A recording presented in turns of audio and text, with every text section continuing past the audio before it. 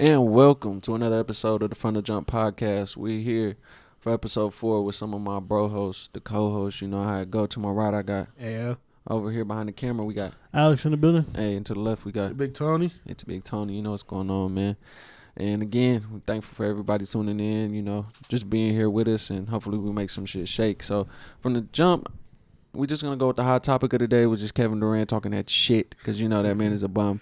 So I'm going to go with Tony because, yeah, I ain't his biggest fan. You know, I ain't a Russ fan anyway. Okay, but fair enough. The fact that he even took time, if you make your list, if you make your list going off of the guys you played with, you start from where you started. Mm-hmm. And he didn't even say nobody from Oklahoma City. Like, that's not what made him who he is.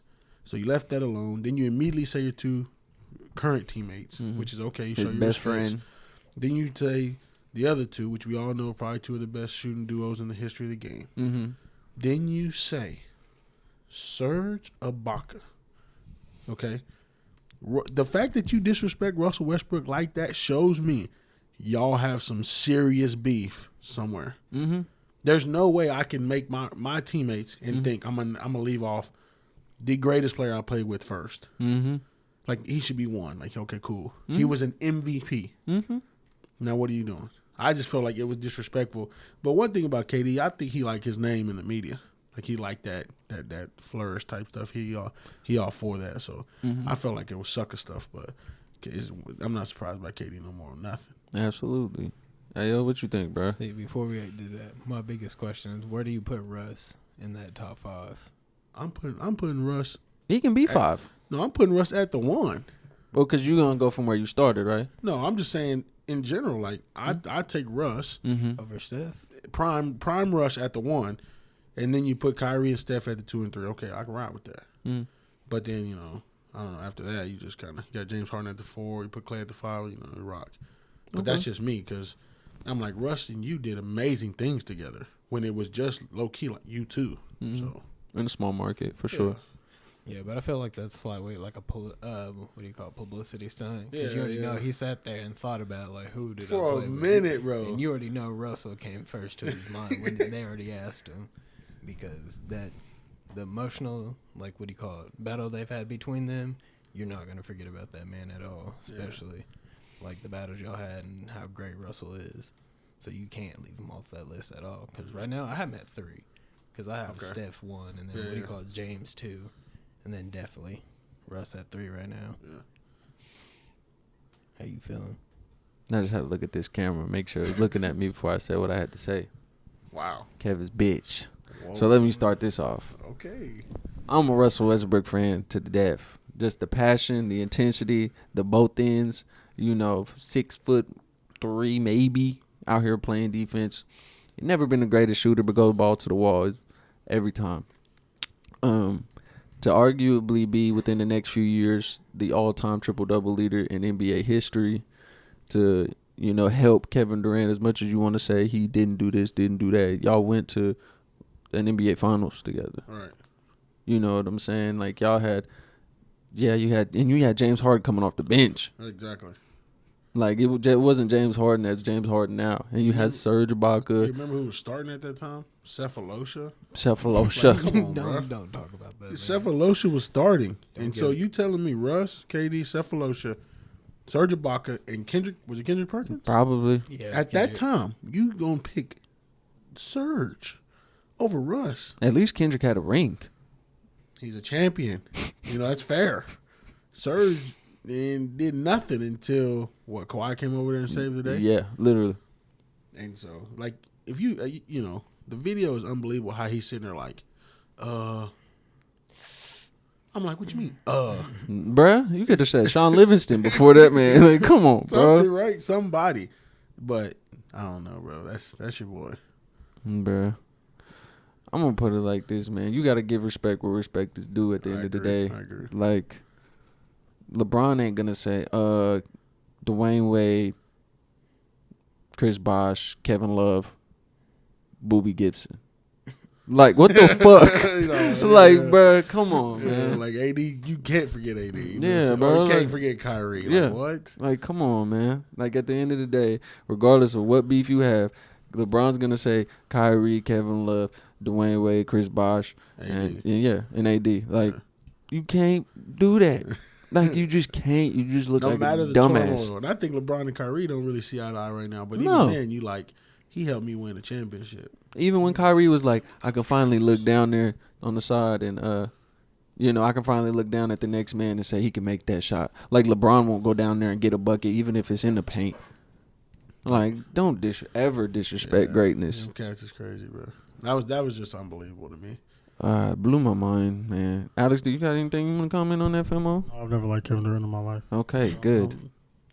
And when he won the MVP, I said fuck him and fuck his mama. I don't care. Wow. I don't even. What? Sorry, I know. That's Alex for you. I don't care for no 7-foot linky ass nigga. He can't shoot. It's unbelievable. Bro. I can't know what he say. Ridiculous, man. He'll be forgotten in like 10 years. I hope so. He's the next. Is he the next one up? LeBron got 4 or 5 years. It's too left. late for that. He's next one up. I'm tired of people talking about his Kevin Durant next one up. He had his time. He gone. It's over. 4 or 5 years, LeBron gonna be going. KD done by then. Zion Williamson will be the first. Zion. Yeah, I'll put Zion or AD maybe, but AD injuries stuff keeps. Okay, Antetokounmpo's done for. Doncic is done for. Luka is gonna be real. But you're proving our point even more. Kevin Durant's not next up. Kevin Durant's been passed by. Steph Curry, or is he gonna be done He's for? 33 and pushing. I had this conversation with somebody earlier. Is it Ty? No. Honestly, is it Ty? Never. He'll be the next Jason Steph. Tatum. I don't know about the next Steph, because Steph is. I mean, he gonna be like the second coming. Yeah. Because he obviously the deep balls, the first one to ever do it. Yeah. What he's doing right now is absolutely insane. Mm-hmm. I mean, but Trae Young's like his shadow. Yeah, for sure. But I really don't know who's gonna be that next guy like that has who's the greatest. Like who's the best? Like people are like KD's the best right now. Like whatever. Mm-hmm. Champion just won. Mm-hmm. So who's the next up? Really? Okay, so you go. Who you think? I really like. I have no idea. Like I'm not even a big Zion fan. Mm-hmm. I'm not a big Ja Morant fan. I'm not a big Doncic fan. So I would probably say like, I mean I'd have to go with my one would probably be Jason Tatum or Antetokounmpo. Okay, that's just me though. Okay, and you're like I don't know anybody in the West that I just think like, oh you gonna be that. You know what I'm saying? Maybe Joel Embiid, but I don't know. Been a long time since a big man's been that man. Shaq and Wilt. Yeah, that's what I'm saying. Before that, I don't think there was never another dominant big. Man. Russell and those, obviously, but like that face, that dominant force. That Like who you think about Julius Randle though? Who? He been hold on. Okay, this I know that's your year, guy. He's nice this year. Consistency. He been in the year 5. He's 26 years old, and he's barely getting it. That's people's primes, and that's okay. But Zion's doing that shit now. Second year in the league, fully healthy. Why you believe that? Why do I believe what? Zion's doing that now. Do you see what this child is doing? What's his numbers? Like averaging 26 points a game. Oh, okay, I'll give him that. I just don't like it because it's not like it's not. I don't know. It's not flashy enough. I think that's the issue I have. But with Shaq's flashy, how do you not say flashy? What? All he do is body you and shoot layups. You see what I'm saying? Well, so what LeBron does right like now. Julius Randle, pat, 3 ball, step back, and again, finish at the rim. He been in the league. I agree. 5-6 years. I agree. But LeBron also can shoot threes, post up. How long did it take for LeBron to do that though? I'm never calling LeBron 30 a 3-point shooter. What you mean? LeBron James shoot threes. His 3-point percentage is the best it is right in his career. Now I don't care what you tell me. We're talking about the current time. If the clock is running and there's a 3 in the, I'm not passing LeBron James the ball. You gonna pass it to Zion Williamson? I'm not saying I'll pass to Zion, but I don't label LeBron James a 3-point shooter. I'm not gonna say he can shoot threes. I'm not coming out. In the transition of the game, usually when you become an old head, you become a shooter. You get better at shooting because you can't move no more. Right. So you shoot threes, and that's what he's doing. Fair enough. He's shooting pull-ups, turnarounds, all that. Now when he was young, he's doing all that flying around, dunking layups, all that type of stuff, which is true. But Zion, okay, if you think Zion going to transition to that, that's fair. He can be the next one up. Just so y'all know, he's averaging 26 points, 7 rebounds, and 3 assists. Goodness gracious. His team won how many games? 5? Nah, like 12. No, they got like 20, 24, 23 wins somewhere around there. They got like 23, 24 wins. Say it one more time. Bruh, their team's been hurt. Lonzo Ball's been hurt. Did you not just realize the Suns? They have 25 wins and 32 losses. Number 11 in the West. The Suns have won 40 games for the first time in like forever. The Suns have a big 3. Aiden's a big 3? I mean, he's a good addition to that three. Who you got? Lonzo been out damn near all season with hip, ankle, head, shoulder, knees, and toes. Oldest point guard in the league on the Suns. Well, we gonna act like Chris Paul still ain't that man? No, he is. I'm just asking. There's an argument he could be MVP. Yeah, I was if you really want to make a case. That, so I mean, you can't really. Hey, come on. He is most valuable to me. He did. You see what they went from trying to get into the playoffs and that little playoff shit to now they're in there. Yeah, 2 for sure. So the Pelicans had Brandon Ingram, Zion. Who was the third? Who's the other one? Lonzo Ball. Who's Josh been Hart. Hurt. Josh Hart's been hurt. Lonzo Ball. Who's been hurt? And Shai Gilgeous-Alexander hurt. Didn't they have JJ Redick? JJ Redick, they traded him to Dallas. Okay. Oh, I didn't know that. Wait. Yeah. Okay, that's fair. No, not Shai. Shai's on the Thunder. Nikhil Alexander-Walker, my bad. Okay. The cousin. Yeah. Cuzzo. So, okay, I'll give you that. Zion, I like that. That's just, I'm not a big Zion fan yet. Fair enough, and that's fair. Yeah. But he went from playing power forward last season from when he came back to now he's running the 1 and also playing the 4. Yeah. I mean, there's a freight train coming around the floor. It makes a lot of sense. They did that with LeBron. Somebody needs to start taking charges. They scared. I understand. That's a man-child. 285 pounds at 6'6", coming at you, running probably a 4.6 flat. See, I don't know if it's gonna last. That's what I'm saying. Like, because he's not taking care of his body. This man needs to be like 270. He need to thin up. You do, but again, so okay, face of the league. Alex, who you going with? Face of the league right now. Coming up after LeBron. LeBron. I think I'd say Zion. But if I had to do a second, I'd probably Luka. Okay. L. Well, it's all about Luka. Dude gets to it for real. Luka's the next. What do you call it? One up. It's pretty much Larry Bird 2.0. Because this man is just. He's not the most athletic, but like he's fundamentally gifted, and for like sure. His IQ is off the charts. So when's the last time the NBA has been best player has been a foreign guy? Never by a foreign. Say Dirk Nowitzki was the best at one point when they won the championship. Yeah, I give him that. And that's arguable because LeBron was in there. I wasn't watching basketball. In 2011, at that time, I would say Dirk was the best in the NBA. Mm-hmm. Real type stuff. Like he was.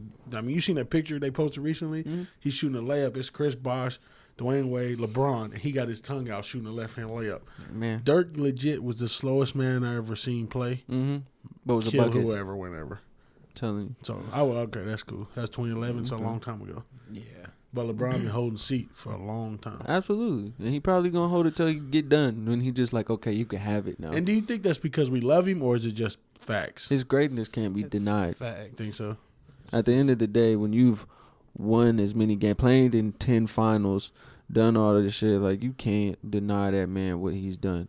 And now with the Luka thing, I like Luka Doncic, right?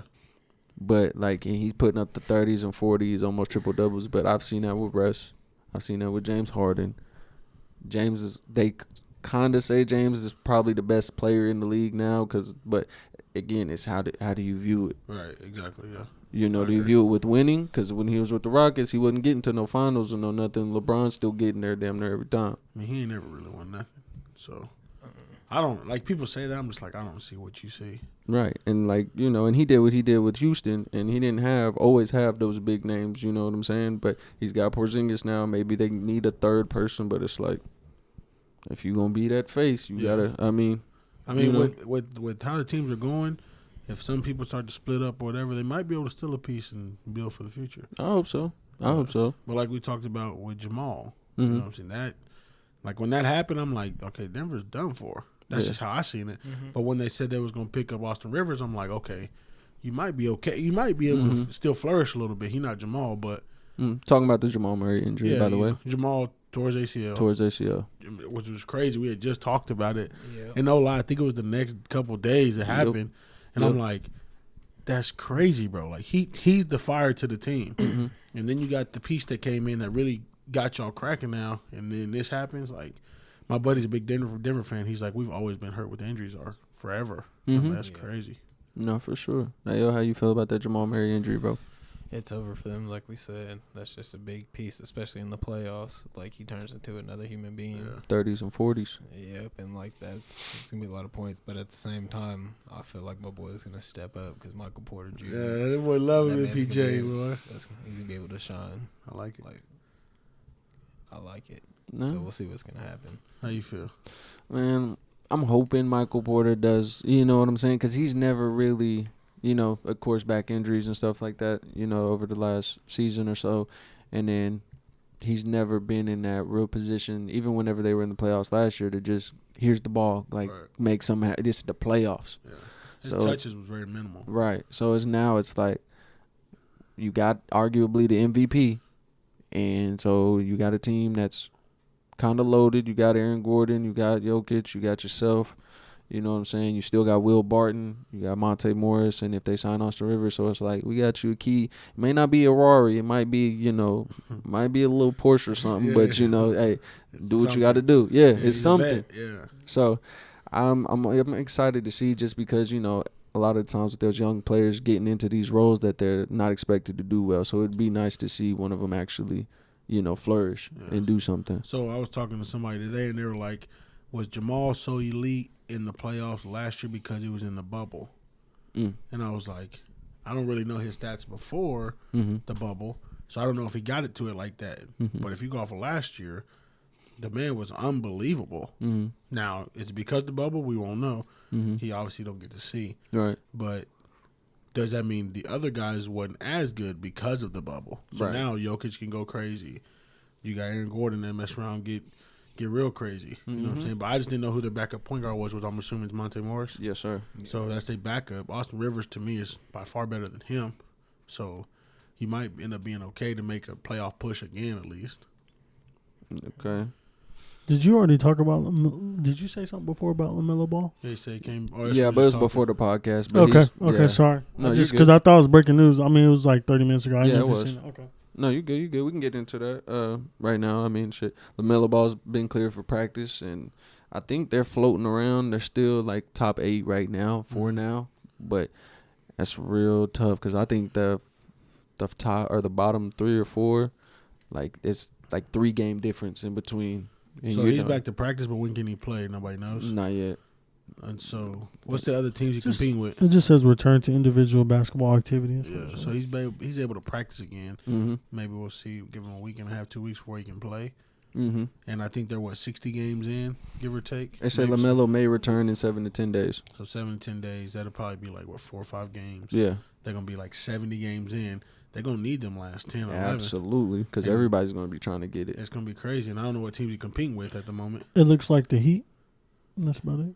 The Charlotte Hornets are at number 8, and they're 28 and 28, and then the Heat are 29 and 28. And what about under them? Under them are the Knicks, and they're 31 and 27. Yeah. And then the Boston is 31-26. Atlanta Hawks is 31-26. So I guess that's like tight all around right there. I guess yeah. So if you go from Charlotte, who has Atlanta's at 8.5 games behind from first place. So we'll just go there. And they're 4. And then you have Charlotte is 11 games behind. So that's, 2.5 games between 4th and 8th place. Wow. And then 8, 9, 10? 9 is 13 games behind. So they're 2 games behind Charlotte. And 10 is Toronto, and they're 5 games behind. So they got some leeway to make the 8. But they getting back, I feel like, okay, they need to steal a couple games this next couple weeks. But absolutely, if he's back and he's healthy, which I thought he was done for the year, but if he's going to be here, if he makes the playoffs in his first year, that's huge. Mega especially to turn Charlotte around. Right. And obviously Gordon Hayward, the addition of him was phenomenal, but he, to me, is the factor in that team. Yeah, and I got something on that, babe. I'm going to turn it to Ayo. Ayo, how you feeling about LaMelo coming back? We'll see what happens. They're surprising me. Like I said, he's going to surprise me, too. Like, I'm always going to think a little less until he actually does it, so I'm going to be a little surprised, but I already know he's going to do something, especially once they get into the playoffs. Right. Depending who they're going to be in the first, matchup also. Absolutely. That'll make a big difference. But, big LaMelo fan, hoping that he comes back healthy. But I got to give it to Miles Bridges. Oh, yeah, facts. He's over. I don't know what they said over the last week. He's averaged like 21 points, all this stuff. And he was a bench guy behind P.J. Washington, behind Bismack Biyombo, Cody Zeller. Wow. Cody Zeller. Bruh. What? Yeah, I don't even want to get on that. But, yeah. Boy's cheeks. Definitely excited for that. And then the next injury, Donovan Mitchell, I believe he rolled his ankle. Yeah. I'm not too sure about it. They said that there was no structural damage during the MRI, but they're the number 1 team in the West. You know what I'm saying? So they're going to lose a couple probably. I feel like it. Jordan Clarkson, I think he's played very well. Arguably he could be up there for 6th Man of the Year conversation. But how you feeling about that? Maybe most improved. Yeah, for real. Yeah, I don't like Donovan, I feel Utah's so unique to where it's like Donovan really doesn't have to be a powerhouse for that team. He just has to do what he does. Like, okay, 15 maybe, get some assists. But Jordan Clarkson is like, I feel like his game is more dynamic to I want to score. Donovan is like, I just get to it, share my teammates, that type of thing. So I think, though, they're going to fumble a couple, possibly.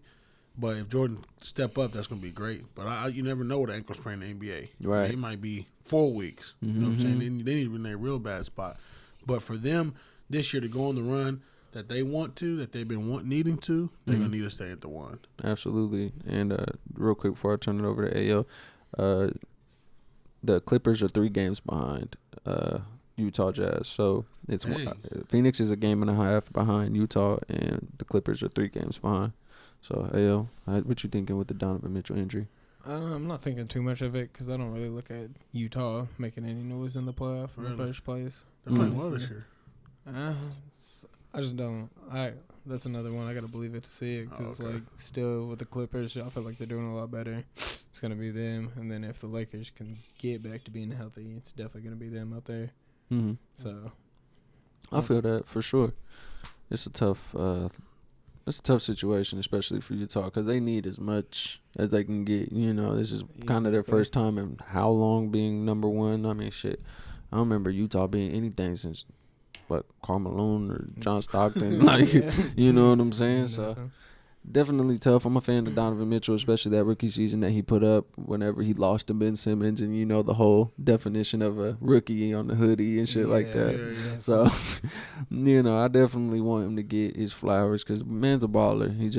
They got to put it all together, you know. And not a big fan of Rudy Gobert. 23 minutes ago, Dave McMillan reported Frank Vogel says Anthony Davis got some good work in today, and he possibly might make a return Thursday against Dallas. Let me tell you something about Frank. He's lying.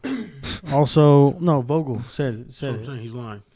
Frank Vogel says? Frank is lying. You think so? Yeah, AD been healthy for weeks. He been chilling. Oh, you think? Okay, my fault. Okay. Him and LeBron just eating pancakes. Well, he said he also adds that LeBron has been able to do some light work on the court and is progressing each day. So, exactly. Well, what would they? But I mean, because people have been speculating that they're just chilling in line and resting. But I don't see the purpose. I mean, I get the purpose, but like, if the longer Lakers, they wait, the Lakers keep winning. Like if their role players can keep winning, it gives them time to rest. Because honestly, they didn't get a long rest from the get go. Right. So they need some rest, and in my opinion, it's a smart decision if your team can keep winning some games. Because no matter what you go in, once you get those 2 back, you're the powerhouse of the West. Right. And then and say you get a seed where you at the 6 or the 4, and then you end up against the Clippers early. That might work out well for you because you can get them out the way if that happens. So get that battle out early, so that when you get to the Nets, if that's who makes it, you rested. Yeah, right. He rested up. Okay. Hey, what you think about that, man? Do you think they chilling? You already know they're big chilling right now. But at the same time, like with the Achilles, you got to watch that because at any moment it could have just popped. And then your whole, season this year is done for because you're winning it without AD. And then at the same time, LeBron's, he's up there in age, and then at the same time, he was playing back-to-backs every week. So, of course, now that he's, like, put in this position, you're going to take all the time you can just to make sure, because that's your whole playoff right there. And I agree. And if I'm being honest, I kind of thought that's what the Nets were doing with resting one of the big 3 every other damn night or 2 of them. My homeboy Tunstall, he was saying the same thing, like, because he has this thing called scheduled losses. And so a lot of people heard that terminology, but what I come from is you play to win every game. And then if I don't make my schedule, how am I gonna schedule a loss? Right. Well, nowadays the NBA looks at it like after a back-to-back or after a little 5-game streak, they kind of let's go ahead and lose that last game or whatever. Don't play their guys and whatever, so on and so forth. So I'm like, that don't make no sense to me. But if it's the truth, it's the truth. And so he's like, look at Brooklyn. They just sitting there because they know they can lose this game, they can risk this game, and all that type of stuff, which I'm not cool with. Right. But, I mean, that's exactly what it looks like it is. And I felt like that's what kind of was going to happen once Adam Silver, right? He's the commissioner. Yeah. When they cleared the whole, you can rest players on non-televised games. Like, I thought that was the biggest crock of shit. She said, as long as we get in our bag. Yeah, as long as we get paid. You can chill. Like Yeah. that to me, it just bugs me, bro. Because it's like, because then you still got fans coming to watch that game, and you might be the big team coming to play their shitty little team, and it's like, it's like fuck y'all. Yeah, Stephen A. said something about it the other day. He was like, "This upsets me because these people pay hard money to come watch you, and you just don't come." Mm-hmm. Man, that's true. Like, And you getting paid hundreds of millions. Yeah, you just not playing. Like, and no offense, I'm like, unless, and you can't justify this, unless it's a real issue, like something really happened, play that game, bro, like, or get fined. Right. That's how I see it. Absolutely. You know, 81 games in the NBA for me is a reasonable number, but like make it where people can't sit or so on and so forth. But then again, you can't prove somebody if they're hurt or not. Right. Absolutely. And the season is shorter. Yeah. You know, it's not a full 82 game season, so Are they doing 72 this year? it's something short, bro. I think it is. Because there's only like 13, 14 games left, and some of them are like 23 and 30 something. I'm like, that's only 50 something games, bro. So I think they have a 70 I something didn't game. realize. I think it might be 72 or So, 71. Yeah, so it's like, if you're gonna do that, man, you gotta You're 72. You're correct. Yeah. see. 2 games right now. That's crazy. I didn't realize that they're already at 60 actually. Mm-hmm. Because if you said they're 23 and 30 something, yeah, they almost at 60. Yeah. It's crazy. So, real quick, Kevin Durant with his injury, he just went back down.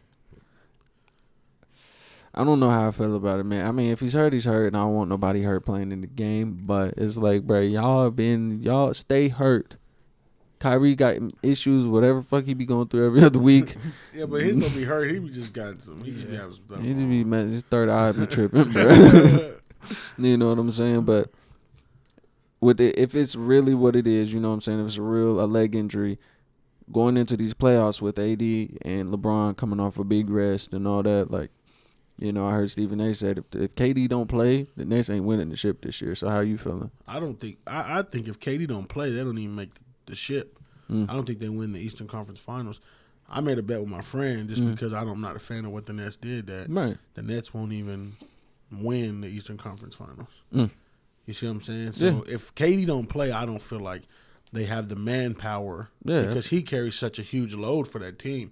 If he don't play, James Harden be nutting up. And then Kyrie, you don't even know if he's going to play all the games. Right. You see what I'm saying? And then Blake Griffin, him, he injury prone. DeAndre Jordan just, chilling. LaMarcus Aldridge just retired. You see what I'm saying? So they losing all these pieces, but Kevin Durant's like 5 players in one. Yes, sir. He's a 7-foot tall guard. That's what it is. 2K. You lose him, now what? He's your legitimate automatic person on all ends. He can defend, he can block shots, he can rebound, he can shoot, he can post, he can all that. You lose him, you have nothing to replace it.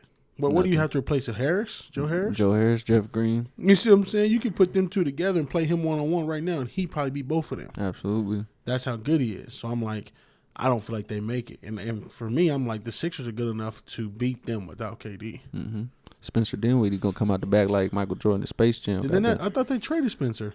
I don't think so. I believe they did. They blockbuster. I thought he still hurt. I thought he Check still. it out, they Alex. were- I think he's just do that background stuff real quick for us, pretty please. But while we're on that, I wanted to know y'all's opinion, especially with the shortened season, on the play-in playoff games. Because you have, I think it's the 7th through the 10th seed. Oh yeah, I heard about that. And so, back in the day, obviously 7 and 8 were guaranteed in the playoff. That's just what it was. Right. But now you fuck around and lose those games. Like you can get beat by a 9th, 10th seed, and then you just get replaced even with a better record. Is it just one game? I'm not exactly sure how they're doing that. Say it's 3 games. Okay. If you lose a 3-game draw to a 10 and you're a 7, then that person was better that day. It's just their turn. Now, I don't believe it's right based on the natural rules of what the game is, but if this is COVID and all that type of stuff, I like it. Mix it up. It's like with the college football thing. Throw some more teams in there. Let it do its thing. But I like it. I think it's cool for a change. Okay.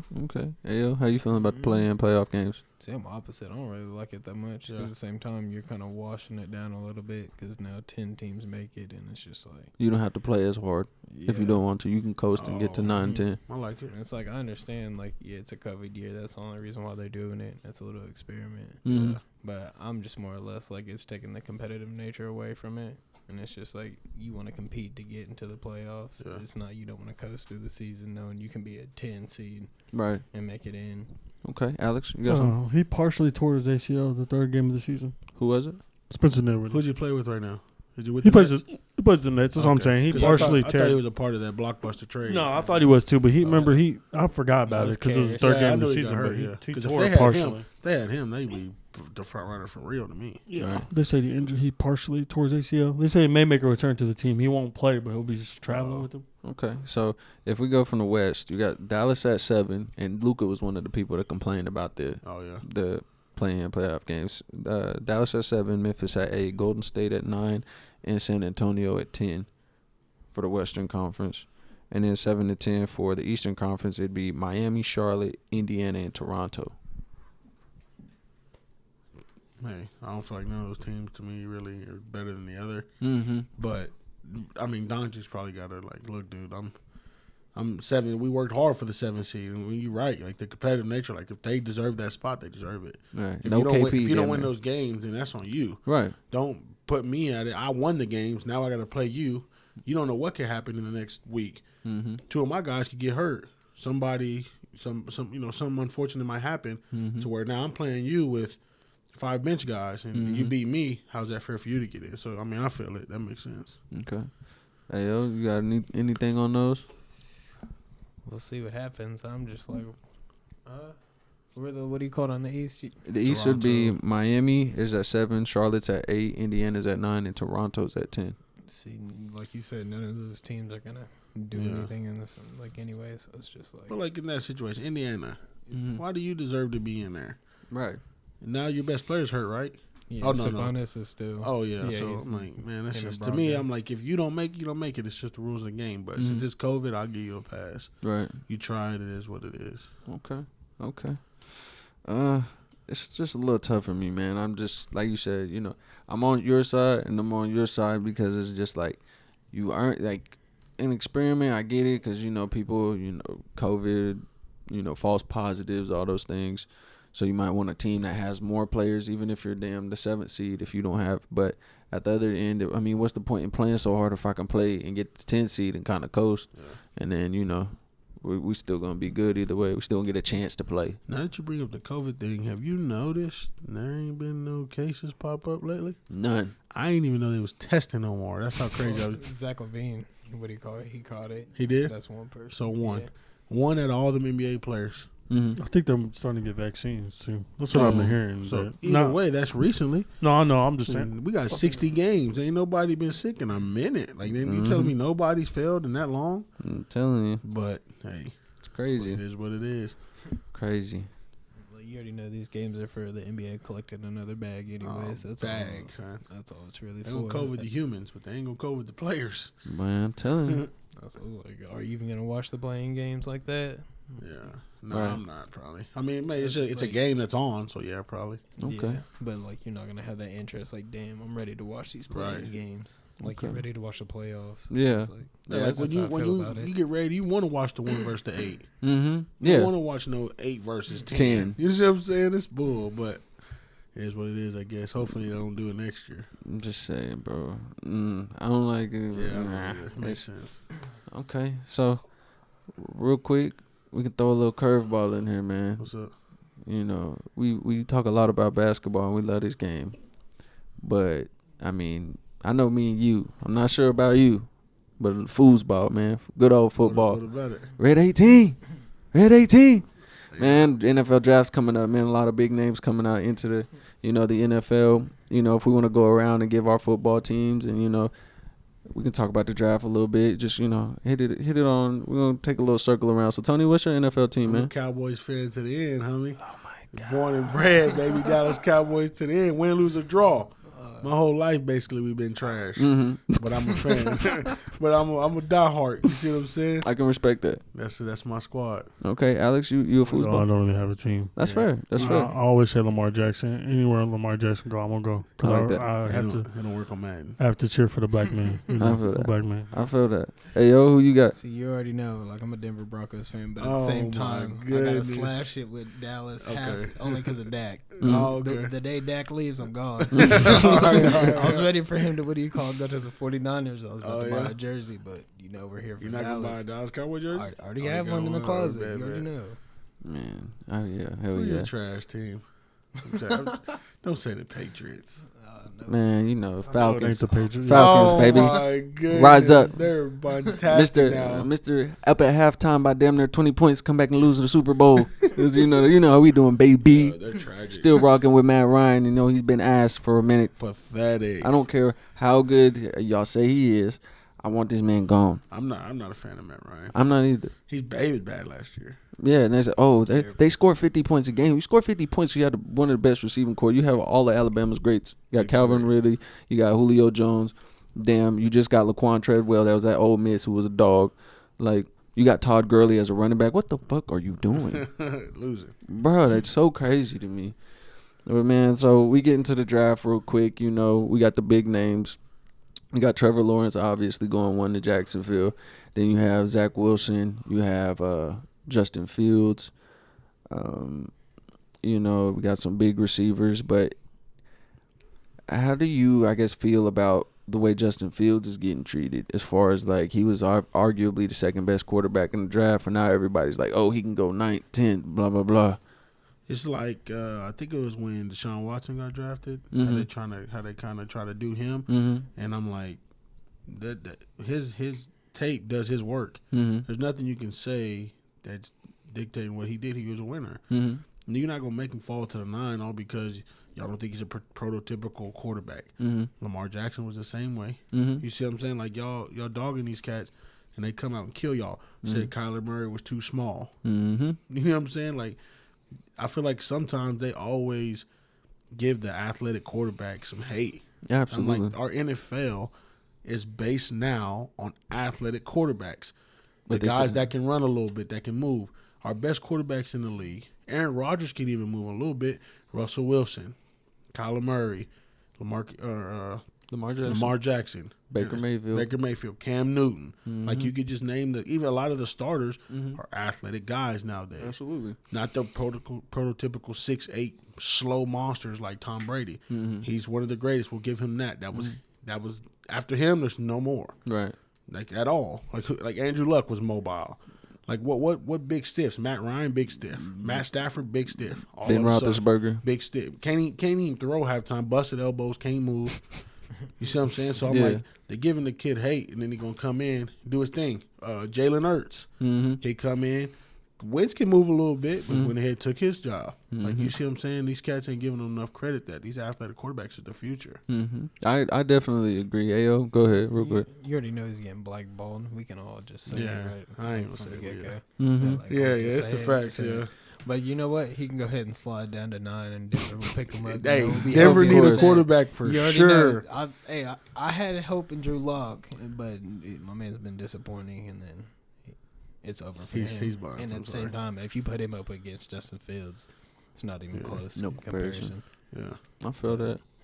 So, I was insulted a little bit how they try to say like he can't process his first, second, or third read, and this, all this, and that. Like, again, it's always the athletic guys that are always targeted, like you said, as far as like you can't process information this fast. You can't. Again, I forgot who said it, but they're like, if I'm damn Tom Brady and I got Randy Moss, I don't have to get it to my next fucking read. Yeah, you know what I'm saying? Yeah. If I got DeAndre Hopkins, I don't need to go to my next damn read. Like, what the hell? Right. If I'm Tom Brady and I got Gronk, I don't need to go. Like, you got to understand, when you got a dog, when you got LeBron James on the court, you don't need to worry about if damn Boobie Gibson's in the corner, Contavious Caldwell Pope. It just is what it is. Yeah. So, again, you saw he went to Clemson and worked them earlier that season. And then, I mean, like they said, he had 6 touchdowns, shit like that. So, as great as Trevor Lawrence is, and he's going to be the number 1 overall pick, does Justin Fields not get credit for beating them and throwing 6 touchdowns? Like, no, because they always do the whole prototypical and all that type of stuff. So he fits the mold. mm-hmm. Now, I think Jackson needs a different type of player. Mm-hmm. But if Trevor's, in y'all's opinion, the best quarterback, then you take him. Mm-hmm. But he might not fit with Jacksonville well. So that might be one reason they don't take him. Mm-hmm. But he might fit in Denver. Mm-hmm. You see him? He might fit in Detroit or something like that. He might fit better there. Mm-hmm. But I think Jacksonville looking at it more so, Trevor kind of fitting what they want. So maybe that's why. But I think like, for example, Deshaun Watson didn't get no credit for winning, you know, the championship. Right. He still got ate up. Like, okay, that's what it is. But I think that's how it goes. Absolutely, man. So if things were to go your way, obviously keeping in mind the picks going and, you know, the caliber of the players that are going, who is a pick that you would want your team to get this year? I can't say confidently. I'll just say anybody that's good in the secondary. Okay. Like, I don't Okay. care. I don't care at all about offense. You might get a lineman if so, but in Dallas's world now, we done paid everybody on our offense. Now we need to hire a bunch of defensive guys. You can hire 77 all secondary. Maybe some linebackers because always be hurt. But we need secondary guys. And the thing about Jerry Jones is he's such a pretty boy.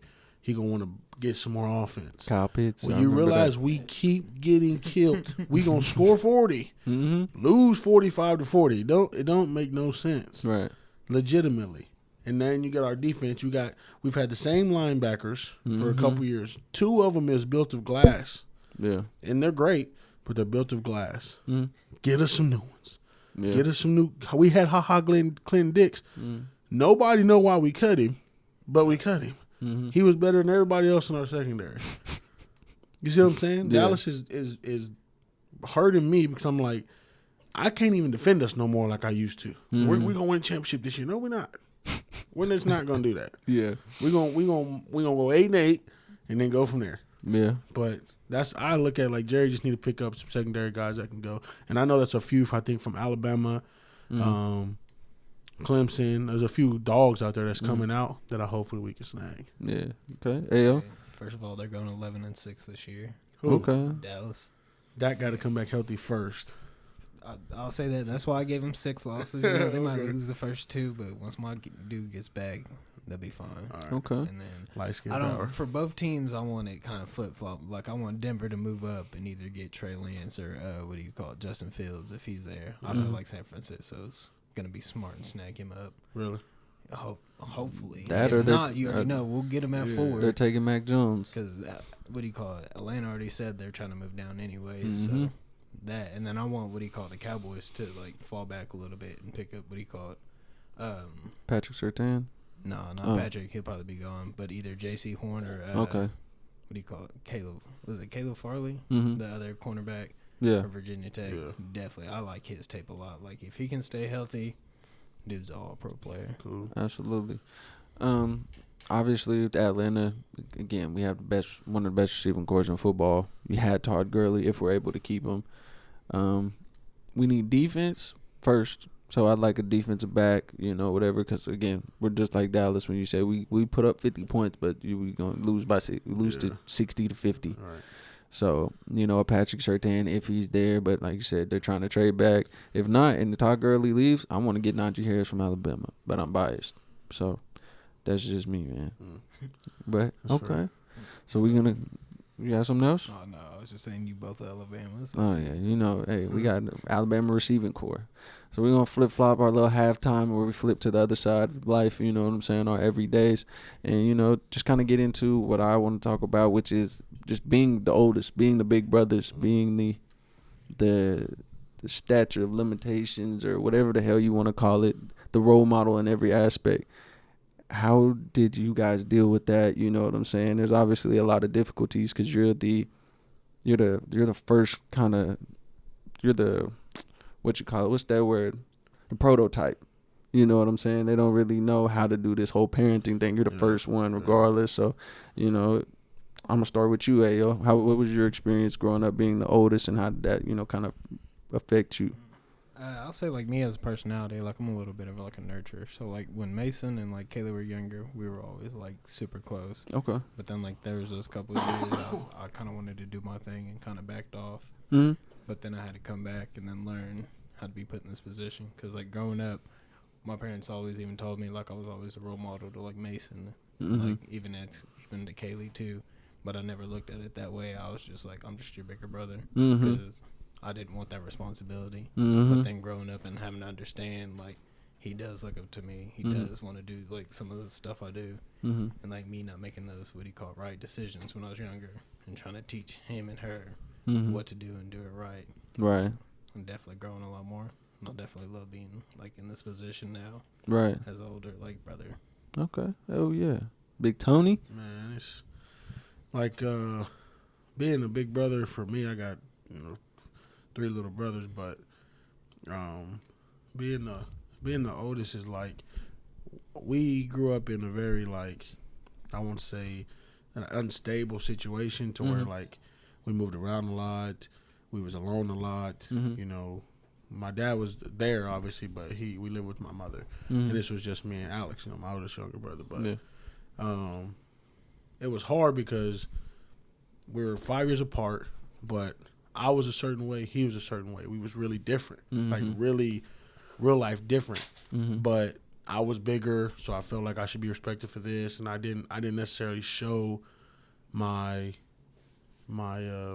older brother, vibe the correct way. I try to use it in a manner where it was like, I need to prove you I'm your big brother, not just be your big brother. So we feuded, and I can't say I did a good job when I was younger being a big brother because we did have our differences. Now, well, my down for him, he down for me, absolutely. But when it comes to that, there was a time in our life where we didn't speak for a while just because we was just not seeing eye to eye. We wasn't the same, and so it took a lot for us to get to where we are now. Yeah. It was a long conversation we had to really talk about some things we never got to address. But I had to step away. He had to step away, go through some things individually to where it was like, okay, I did that wrong, for real stuff. Yeah. But you also handled it this way because of the things we had been experiencing. And then I had to take the responsibility of, I ran away from a lot of that stuff and left you there selfishly. Yeah. And you had to deal with that while I'm over here doing this. And then I look back on it like that was wrong in my opinion. Right. You see what I'm saying? But at the end of the day, it was like, I looked at it like, as long as I took care of you, like if you needed something, I got you. Like that was the big brother I wanted to be, to where you had to not fear nothing. Like I'll do all the bad for us. Right. I'll do all that for us so that you don't have to. You see what I'm saying? And circumstances happened to where it was like, I did do dumb things, and he witnessed them. And then he never really never experienced those things, never had to deal with those things because it was like,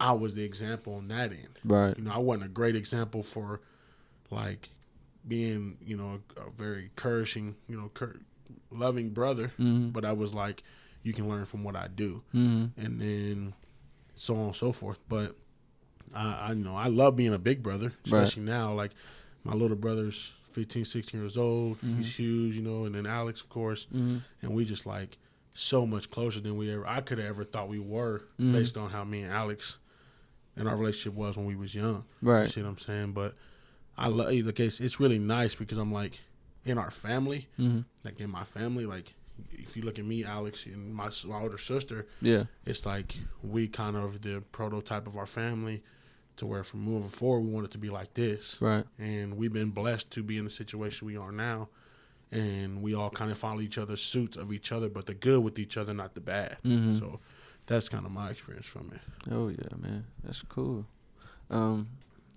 Honestly, if I say me and Jabari kind of, it wasn't the worst. You know what I'm saying? It was one of those things where obviously I was at a point where it was easy I had a lot of time to reflect. But if I say one area where I really fucked up at, it was with Dante. Because Dante, before, life hit him like it's hit him, like he was the nicest, sweetest, smartest kid I've ever met. Right. I mean, go to the store and he'll get me some candy, ask my mom to get me some candy just because, like, that's just who he was. You know what I'm saying? But I feel like I rejected him so much because I was just, like, I was bitter. I felt like, you're the favorite type shit. Like, you're the smart one. So everyone's always, oh, Dante this, Dante that. And so, and then I really feel like that fucked me and his relationship up for a long time because it got to a point where it was just like, he kind of resented me, obviously, for treating him like shit. And I don't hold that against him because, like, when I look back, like, I cried and told him, like, bruh, I was really shitty to you for no reason. Like, And I was never a violent person, but once he started to get to a point where he hung around his friends and they talked to each other a certain way, I'm like, in my mind, it's like, I'm gonna fuck you up. Yeah. Like, you're not like, I'm your big brother, I ain't your homie. Right.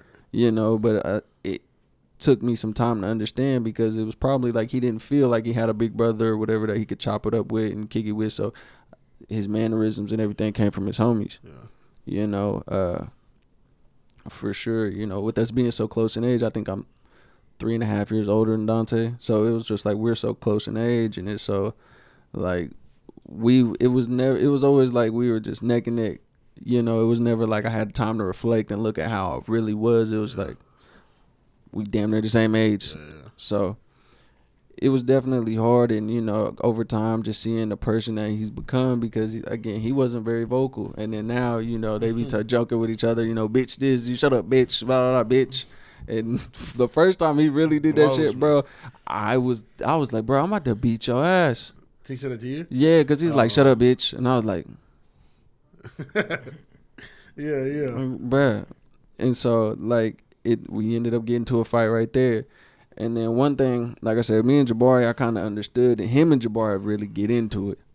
Like, we get into it, boy. And it was like, it was hard because I'm trying to teach him, like, bro, you don't really want to be like that with him. Because you know what I'm saying? You look at it, and it's like, I whooped his ass for no reason. Yeah. Like, just for, he's a kid, and he don't get it, and we just get frustrated, and it's like, if you don't listen to him, I'm going to beat your ass.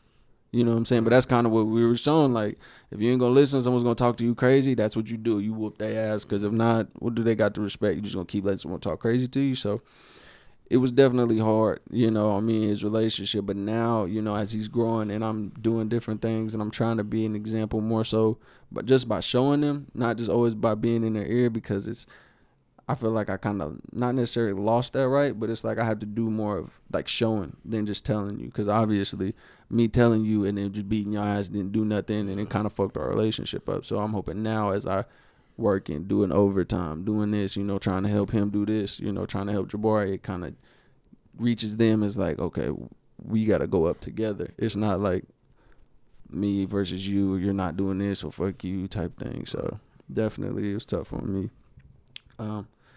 Again, with us being the oldest, we didn't have those big homies to kind of talk to. So I guess around what age or what kind of made you like be more open to advice from the outside? You know what I'm saying? So I'll talk, Tony, I'll throw this one to you. Yeah, I'd say my first year coaching made me open up basically for the conversation on both sides. So I'm 19, 19 years old coaching the guys I just played with. Mm-hmm. So listening to them, giving them someone to talk to, but then listen to Hodges teach me how to handle them. Mm-hmm. So taking advice from another man and accepting it and appreciating it for whatever it is, good or bad. But I would say I was 19, 20 years old coaching, and then him becoming the man in my life that's like my close friend, my dog, to where it really helped me be the best open-minded man I could be. Because advice, like, people look at advice so differently. But me, I'm like, if a person give me advice, no matter what the advice is, if it's bad or good, they looking out for me in some form or fashion. So I take it, I'm like, okay, how can I learn from that? And then taking advice gave me the comfortability and the confidence to give others advice. So it really was like, I never had this like rah, I'm always right type of thing, especially when it came to a person trying to give me some advice. Now, if I didn't feel like it was genuine, I would kind of give some bite back. But then I started hanging around some older cats. Yeah. And I'm like, my dad always told me, like, I've been there, done that. Let me tell you, I'm not saying you're right, but you just give me your, okay, cool. I see that bet. And then I start going from there. So that's probably when I was open-minded enough to start accepting advice. Okay. Hey, yo. See, for me, I feel like it's always been, like, one of the things, like, that I've been, like, blessed with. Right. Because, like, even at a young age, like, one of the first things I've always learned is, like, in order to lead, you got to learn how to follow first. So, like, from that, I've always just, like, took a step back, watched everybody, understood how, like, a leader would handle certain situations, or how, like, a certain person would act like, in a certain situation, like, and that's how you want to act. Yeah. And then I'd follow that, like, path on what they did, or just like different things like that. Okay. So Oh yeah. I would probably say it was when I first really met Zach that I followed good advice. You know, to me, like I said, I would always put stock in friends, so I'm always trying to listen to this dude. You know what I'm saying? And it may not have always been the right advice, or it'd be some shit, like I said, like, they'll tell you some shit to do, but they don't really fuck with you like that. Yeah. It's just kind of telling you whatever they think you should do. You know, and it was Zach and then Abe whenever he, you know, because he was working there at the same time when I started, and then you came along, and it was like, this is advice from people that genuinely care, and it's not like some, oh, you told me this, but I can't call you if I need you, and, you know, whatever, figure something else out. It was always those people like, hey, you need this, blah, blah, blah, you know, handling different things, especially being a big brother, because, like I said, I never had a big brother, so that's what you, Zach, and Abram were to me.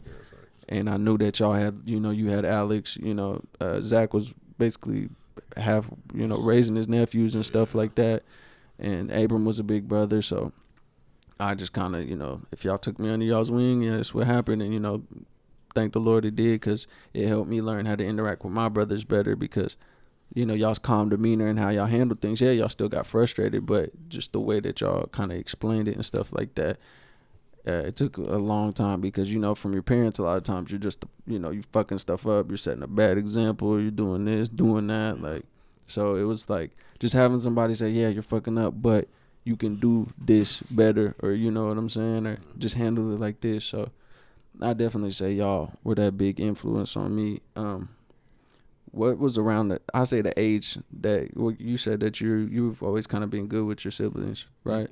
yeah, well, you already know, it's kind of, what do you call it? I was always close with Kaylee, and then Mason came around, and I was really close with him. But I'd say, like, when I turned, like, 17, 18 to, like, 20, like, I was out here doing the most. Right. Just doing me, trying to live life a little too much. And then at the same time, I'd say, even before that, when I was, like, 13, 14, starting to get the testosterone, like me and Mason would butt heads, you already know.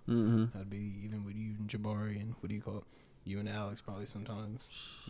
Go upside his fucking head. It'd be like that. Because you already know. They don't want to listen. They think they know everything a little too much. And it's like, look, I'm just trying to help you out and so y'all understand. But it's hard sometimes. Especially when they start talking, like, because, you know, in junior high, we was cussing and all that other stuff. So when they like, fuck you, nigga, I'm like, who the fuck you? I'll crack your shit.